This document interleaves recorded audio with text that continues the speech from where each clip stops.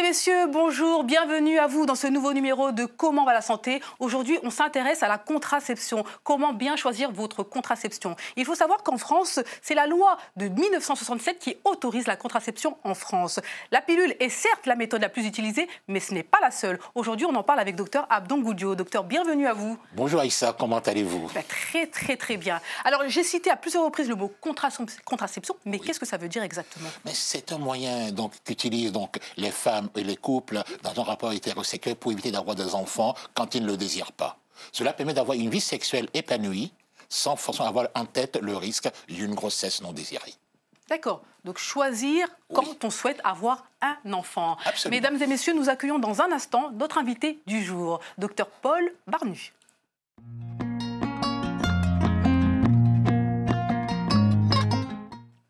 Docteur Paul Barnu, bienvenue à vous. C'est un plaisir de vous avoir ici sur le plateau de Comment va la santé. Alors, vous êtes gynécologue obstétricienne, responsable médicale du CPEF du 11e arrondissement. Oui, tout à fait. Je vous remercie de m'avoir invitée. Je vous en prie. Alors, gynécologue obstétricienne, qu'est-ce que ça signifie exactement? Alors, c'est une spécialité médicale qui s'occupe particulièrement de la santé sexuelle et reproductive des femmes. Alors, je dis femmes, mais on s'intéresse aux couples aussi, bien sûr, et aux hommes. Bien sûr, les hommes. Donc, Paul Barnu, on se connaît depuis la première année de médecine. Et donc, je sais son engagement en matière de santé de la femme et du couple en général. Donc, les hommes, forcément. Voilà, donc c'est une spécialité médicale. Gynécologue, c'est toute la santé de la femme. Obstétricien, c'est tout ce qui a à voir avec la périnatalité, particulièrement les suivis de grossesse. D'accord. Alors, nous avons plein de questions à vous poser tout au long de cette émission. Vous restez bien sûr avec nous. Alors, place au premier micro-trottoir. 2 questions vous ont été posées. Lesquelles? Eh bien, voyons ça tout de suite en images.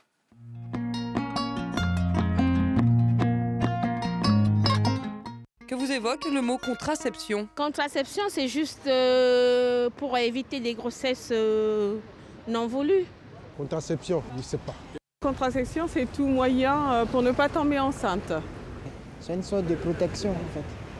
La pilule. Le fait de ne pas avoir des naissances consécutives, je crois. Ça permet de contrôler ses naissances, d'espacer ses naissances pour les mères qui ne veulent pas forcément avoir des enfants tout de suite. Comment faites-vous pour ne pas avoir d'enfants?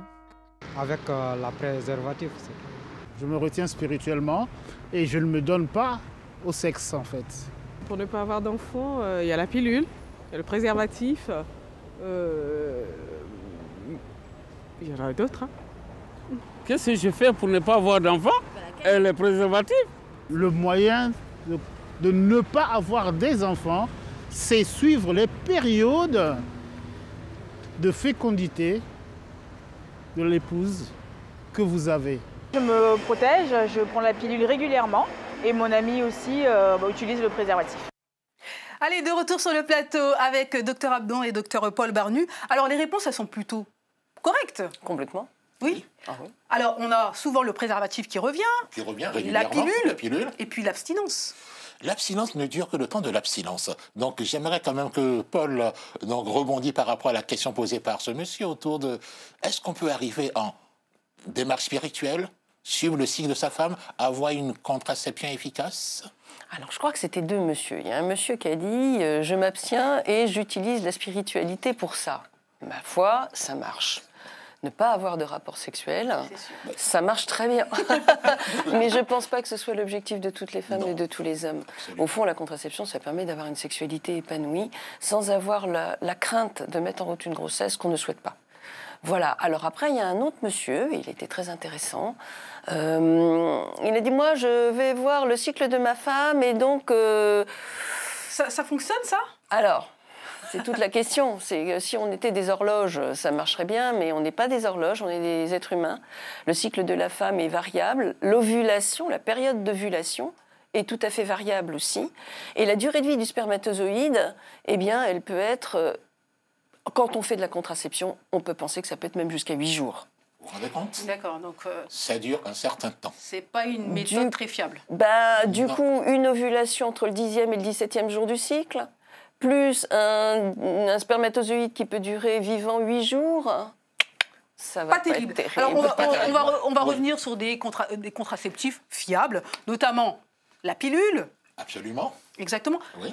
Mais par exemple, moi qui suis un peu tête en l'air, la pilule, c'est bien certes quand on doit la prendre à telle heure. Est-ce que ça vaut toujours aujourd'hui? C'est-à-dire à 18h, je prends ma pilule tous les jours et il ne faut pas en rater une. Je suis tête en l'air, je peux oublier 1 jour, 2 jours. Ça ne me convient pas finalement. Ah non. Non, il ne faut pas l'oublier, en effet. Alors, ce n'est pas à 5 minutes près, évidemment. Hein, la pilule, on a largement 6 voire 12 heures. Mais évidemment qu'il faut la prendre tous les jours. Si on n'arrive pas à s'astreindre à une prise quotidienne, eh ben, ce n'est pas la bonne méthode. Ce n'est pas la bonne méthode. Effectivement, voilà. En gros, il y a une contraception. Elle doit être personnalisée. Personnalisée, adaptée. Adaptée, pensée pour soi, tenant compte de sa santé et aussi de ses choix de vie. Parce que tout le monde n'a pas une vie aussi rythmée que certains. D'autres ont des vies très aléatoires. Et donc, à partir de là, il y a beaucoup de moyens qui sont mis à disposition. C'est à nous de trouver, avec l'aide d'un médecin comme Paul ou d'autres médecins gynécos, la meilleure contraception pour soi. On continue avec les méthodes de contraception. En connaissez-vous? Certainement. Allez, les réponses en images.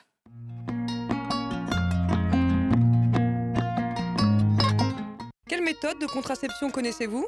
La pilule, le préservatif, les patchs qu'on achète à la pharmacie. Des préservatifs, c'est ça? Oui, les pilules.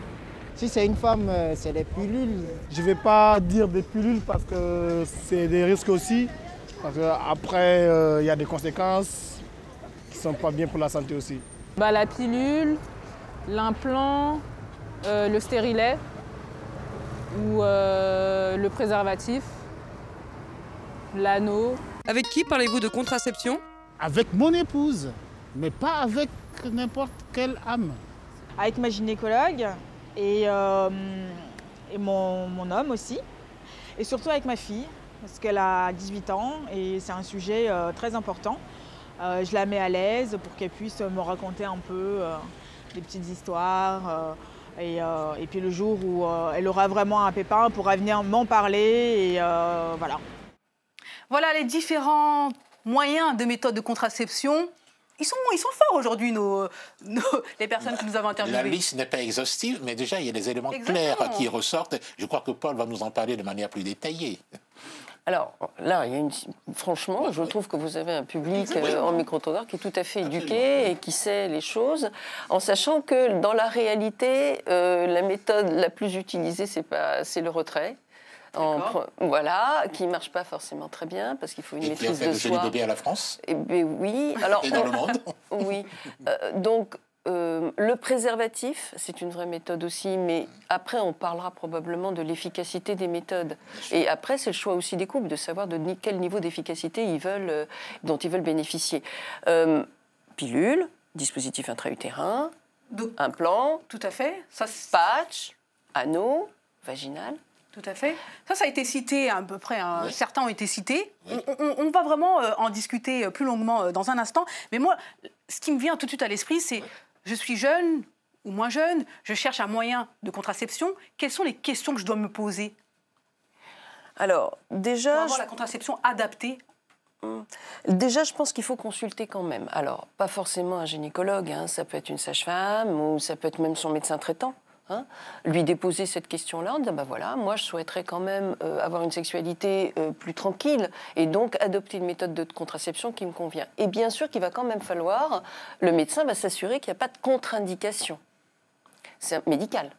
Hein, donc ça c'est important. Élément important. Élément important. Voilà. Donc ensuite, on proposera toutes les méthodes ou pas toutes les méthodes. On va serrer un petit peu les choses. Et après, le meilleur moyen, c'est d'essayer la contraception qu'on choisit. Voilà. On va, en fonction de ce qu'on a déposé chez le médecin, et voilà, vous pouvez faire ça, ça, ça. Selon les avantages et les inconvénients de chacune des méthodes, et c'est principalement les femmes quand même, à part le préservatif, mais c'est quand même les femmes qui vont se déterminer à utiliser cette contraception, eh bien, elle va pouvoir l'essayer. Et puis, si ça ne lui convient pas, elle revient. Elle dit, écoutez, moi, ça ne me convient pas. Ça ne convient pas, on change. Donc, il ne faut pas hésiter à tester et puis à revenir si la méthode ne convient pas. Il faudrait que la femme garde la maîtrise de cette contraception. Certes, il n'y a que le préservatif où l'homme est un élément très important, même s'il est précieux dans l'imaginaire de la contraception. Il faut que c'est une conquête féminine. Il faut que les femmes apprennent donc à en avoir la maîtrise, même si c'est dans le partage. Et pour cela, il faut qu'elles aient une démarche, une méthode qui leur soit la plus adaptée possible. Et non pas celle qui est dans les journaux ou dans les textes ou sur Internet, c'est ma contraception, ce n'est pas celle de ma voisine. D'accord. Donc, par exemple, les questions qu'on peut se poser, c'est je voyage énormément. Est-ce que la pilule peut être intéressante pour moi? Peut-être que non, parce qu'il y a élément intéressant. Il y a des décalages horaires. Justement, vous avez parfément raison. La pilule, ça devient difficile. Quand il y a du décalage horaire, eh bien, on est soumis à ce décalage horaire, on peut être totalement perdu. Alors, qu'est-ce qu'on peut faire? Implant, dispositif intra-utérin, l'anneau vaginal. Bien sûr. Exactement. Vous voyez donc, voici donc quelqu'un, une grande voyageuse qui passe d'un fuseau horaire à un autre fuseau horaire et qui ne sait plus très bien à quel moment prendre sa pilule. Un implant est une solution ou un dispositif intra-utérin. Là, je crois que Paul parle d'or en matière de contraception. Ça me paraît très important. Je fume. Ce n'est pas vrai. Ah, mais je n'en sais rien, je n'ai pas vérifié. Vous fumez. C'est un point important, c'est-à-dire voilà. Bien sûr, le risque, on a parlé des risques. Il y a toujours des risques, quelles que soient les méthodes. Elles sont très faibles, mais ça existe quand même. Avec la pilule, évidemment, le risque du tabac multiplié par 10 les risques thrombemboliques. Donc, bien sûr que c'est important. Pour des pilules avec des œstrogènes dedans. Après, on en parlera peut-être plus clairement, mais il y a différents types de pilules. Je suis en situation de précarité, malheureusement. Je change de domicile très souvent. Pareil, ce sont des points aussi importants à prendre en compte. Vais-je perdre ma plaquette d'un lieu à un autre lieu d'hébergement? C'est une question qui est posée également. Donc, là aussi, je pose la question à Paul. Alors ça, c'est une excellente question.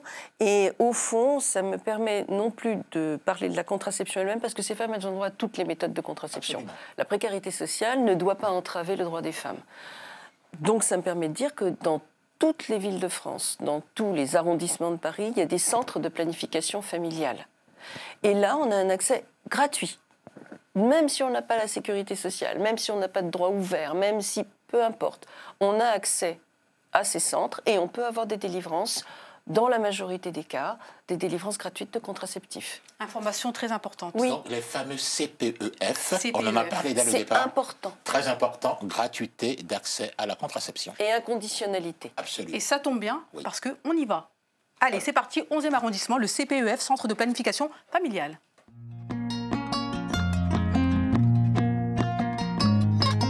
À Paris, 22 centres de planification et d'éducation familiale informent et délivrent la contraception.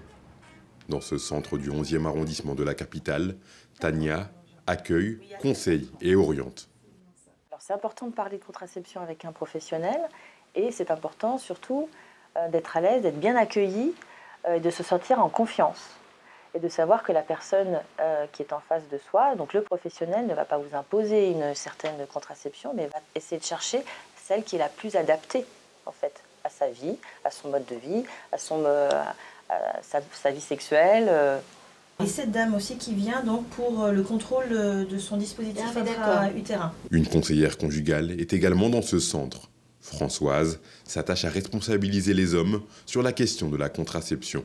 C'est essentiel, de plus en plus, de positionner, de travailler en amont du côté des hommes. C'est vrai qu'on sait très bien que l'homme ne risque pas d'être enceinte, mais il a cette décision ou cette possibilité et ce désir ou pas de souhaiter d'être père ou pas. La conseillère conjugale reçoit aussi des jeunes filles, seules ou accompagnées.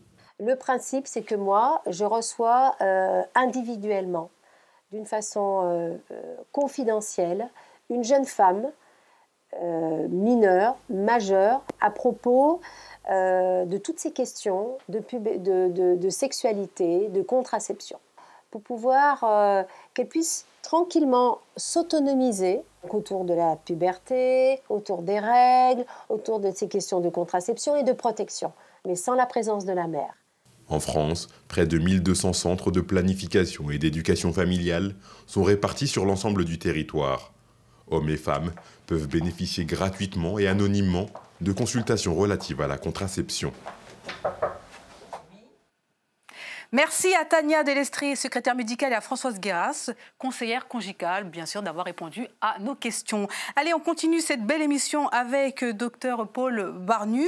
Alors, Plein d'informations ont été données dans ce petit reportage. Moi, je veux revenir sur l'importance de parler, de discuter contraception avec des proches, avec son conjoint, avec... les hommes. Les hommes, bien sûr. Ah oui, bien sûr. Là, je suis le seul homme autour de la table, je dis avec les hommes, parce qu'ils sont partie prenante. Et avec les professionnels, bien sûr. Et bien sûr, avec les professionnels. Donc la place des hommes est importante, mais elle n'est pas essentielle, elle est utile. On peut en parler. C'est important de dire aux hommes qu'ils sont autant concernés que les femmes. Oui, absolument. Oui, bien sûr. sûr. Et ça me fait, tiens, ça me donne l'idée de vous parler des contraceptions dont on ne parle jamais. On n'en a pas parlé jusqu'à présent dans cette émission, mais on en parle assez rarement. C'est les contraceptions définitives, que ce soit la ligature de trompe ou la vasectomie. Et quand on parle beaucoup de ligature de trompe, très peu de vasectomie. Ça concerne les messieurs. Pourtant, la vasectomie, c'est un geste extrêmement simple, beaucoup plus simple, qui se fait sous anesthésie locale, alors que la ligature de trompe est un peu plus compliquée. Alors, je sais que ça dépend beaucoup aussi des endroits, des cultures. Et je pense que la culture est un véhicule très fort de possibilité de bien choisir sa contraception. Je pense qu'il faut respecter les couples, il faut respecter aussi la manière dont ils voient un petit peu leur fécondité. C'est très important aussi de parler de désir de grossesse pour pouvoir bien parler aussi de contraception. D'où l'importance d'avoir ce dialogue donc, quand il y a des couples avec l'homme et la femme, car c'est souvent donc, un projet conjoint de couple d'avoir des enfants ou de ne pas en avoir. Très important, très, très important. On parle aussi des adolescentes, des adolescents, c'est important de le dire, c'est-à-dire qu'eux aussi doivent avoir une oreille attentive pour bien choisir leur contraception et éviter les grossesses précoces. Absolument. Et du coup, là encore, quand on est un adolescent, une adolescente, on découvre son corps. Et principalement, évidemment, l'adolescence, c'est le moment où on se transforme, on passe de l'enfance, physiquement, mais hormonalement parlant, tout simplement, de l'enfance à l'état de femme ou à l'état d'homme. Et ces transformations sont très bouleversantes. Et on se rend compte, en fait, quand on parle de contraception, c'est aussi l'occasion de parler de son corps. Bien choisir sa contraception, c'est aussi bien comprendre comment on fonctionne, au fond, comment on est. Comment une femme, qu'est-ce qu'une femme et qu'est-ce qu'un homme, et comment on peut aussi parler de sexualité, évidemment. Un homme et une femme, on dit que c'est pareil, mais ce n'est pas forcément la même chose. C'est sûr. Non, c'est pas tout à fait oui. J'ai 2 médecins autour de moi. Je me suis permise d'aller questionner donc, quelques personnes, notamment concernant la pilule. Oui. Moi, ce qui revient souvent, c'est « Oui, mais bon, je fais attention, la pilule, ça rend stérile et j'aimerais avoir des enfants plus tard. » Donc, qu'est-ce qu'on répond à ces jeunes dames, à ces jeunes filles, à ces personnes qui croient ça, quoi? Je vais encore laisser la primeur à Paul. Et oui, vous mettez le doigt sur quelque chose de très, très, très important. Je suis assez âgée pour vous dire qu'il y a une vingtaine d'années, la peur des couples et des femmes, c'était d'être enceinte et d'avoir une grossesse qu'elles ne souhaitaient pas. Aujourd'hui, je ne sais pas pourquoi, la peur des couples, c'est d'être stérile. Je ne sais pas pourquoi, c'est comme ça. Et du coup, la contraception, ah là là, mais ça va me rendre stérile, l'avortement, ça va rendre stérile. Non. Alors la contraception, ça ne rend pas stérile. Première chose. L'avortement non plus, d'ailleurs. Non plus. Il faut le dire. Voilà, mais c'est important. Alors, la seule chose qui, effectivement, doit être abordée, c'est maladie sexuellement transmissible. Ce n'est pas l'objet de cette émission. Mais évidemment, là, il faut faire très attention. Une sexualité épanouie, bien choisir sa contraception, évidemment, et bien sûr se protéger. D'accord. Donc, éventuellement, à défaut de choisir la pilule, il y a le dispositif intra-utérin. Alors, moi, je vous le dis tout de suite, quand j'entends dispositif intra-utérin, ça me fait peur tout de suite. Je me dis, oh là là, mon Dieu, on va me mettre un dispositif à l'intérieur de moi. Donc, Et pourtant, c'est bien ce qu'on va faire. Oui. Donc, mais c'est pour ça que, oui, ça vous fait peur et c'est normal. Alors que non, alors que c'est quelque chose de très simple, qui fonctionne très bien. Oui. Et au préalable, il faut expliquer votre corps. Oui. Quand on commence au préalable à savoir comment on est fait, où on va le mettre, tranquillement, comment ça va se passer, de manière très concrète, alors les femmes sont apaisées.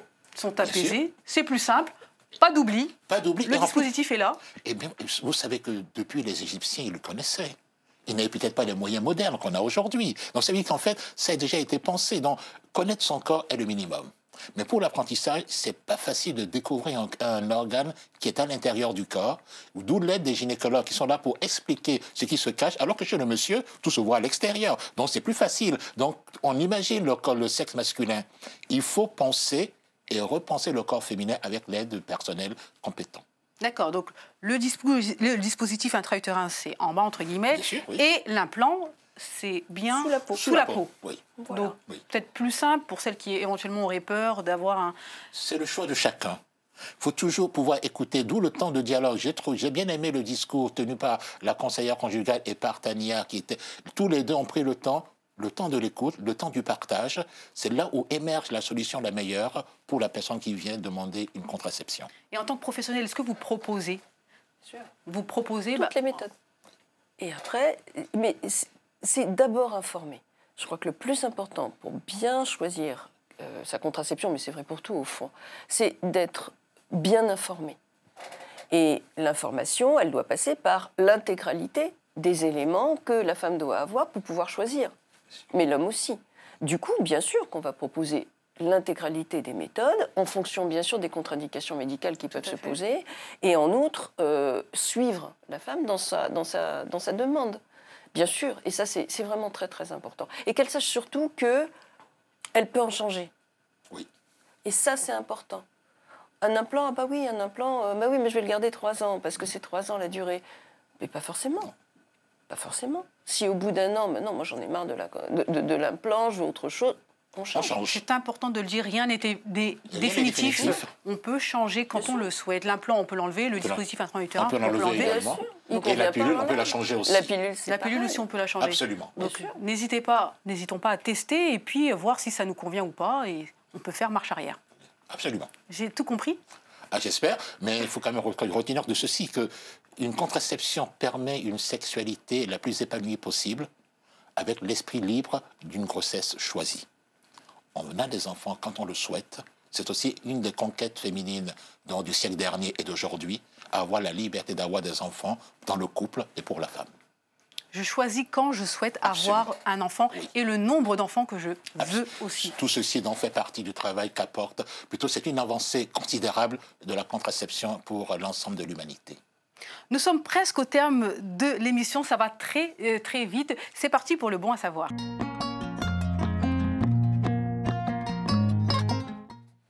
Alors, le bon à savoir, qu'est-ce qu'il faut dire, qu'est-ce qu'il ne faut surtout pas oublier? La contraception d'urgence, ça existe. Absolument. Absolument. Donc la contraception d'urgence, c'est des pilules qu'on peut prendre, mais c'est aussi une pose de dispositif intra-utérin qu'on peut mettre. C'est délivré en pharmacie, ça s'appelle du Norlevo. C'est délivré en pharmacie. Pour les mineurs, c'est très important qu'elles le sachent. Elles y ont droit. Donc elles peuvent toutes aller en pharmacie et avoir une délivrance gratuite de contraceptifs, de pilules du lendemain. Et quand avons-nous recours à cette contraception d'urgence? Très simplement, vous prenez une pilule, vous oubliez votre pilule, le lendemain, dites tiens, j'ai oublié ma pilule, vous reprenez la pilule oubliée et vous prenez votre pilule du lendemain dans les 72 heures. Le délai dans les 72 heures. C'est très important. Si, pour des tas de raisons, la pilule, ça ne convient pas, ou consultez un gynécologue, ou plutôt un gynécologue ou une sage-femme, on peut poser un dispositif en contraception d'urgence, dispositif intra-utérin, en contraception d'urgence. Ce qui permet aussi d'éviter une grossesse non désirée. Donc c'est toujours la même démarche, c'est liberté et aussi ne pas avoir de grossesse non désirée. Voilà. Je voulais juste revenir sur les mineurs. Je trouve que c'est extrêmement important de revaloriser à nouveau les centres de planification familiale. Oui. C'est des lieux inconditionnels, et y compris pour les mineurs, et de confidentialité. C'est-à-dire qu'on reçoit ces jeunes femmes, ces jeunes hommes, on peut effectivement les accompagner dans le choix de leur contraception et leur délivrer de la contraception indépendamment de l'autorisation parentale. Et c'est leur droit. Le message est passé. Inconditionnalité et confidentialité. Très important. C'est grâce à ça que les jeunes nous feront confiance. Très, très important. Je vais terminer avec le site www.choisirsacontraception.fr. C'est un site génial, je vous le dis sincèrement. Allez-y, il y a différentes méthodes, il y a énormément d'informations. Vous allez trouver ce que vous recherchez. www.choisirsacontraception.fr. Alors, en conclusion, qu'est-ce qu'on peut dire? La contraception, finalement, pour vous, c'est quoi? C'est la contraception. Elle permet une vie sexuelle épanouie du couple ou de la femme si elle fait le choix de ne pas être en couple et d'avoir un enfant si elle le souhaite. Elle est personnelle, elle est adaptée à soi, elle est source de liberté pour soi et elle permet d'avoir des grossesses si on le désire. Donc je m'adresse maintenant à Dr Paul Barnu, mais pas en tant que docteur, mais en tant que femme. La contraception, pour vous, c'est quoi? Contraception, c'est la liberté des couples. C'est un enfant si je veux, quand je veux. Et quand je voudrais cet enfant, eh bien, je me préparerai. On fait des consultations préconceptionnelles. C'est très important que cet enfant soit attendu. Que les femmes ne tombent plus enceintes. On ne tombe plus enceinte, quoi. Qu'on en tombe plus. Décide. On décide, on choisit. Une femme tombe enceinte, qu'on arrête avec ça, quoi. Juste ça. Le message est passé, mesdames et messieurs. J'espère que vous avez apprécié cette émission. Encore une fois, on vous le répète tous les mois, cette émission est la vôtre. N'hésitez pas à vous l'approprier et à en parler autour de vous. Allez, je vous dis à très bientôt. Bye bye. Bonjour, comment ça va?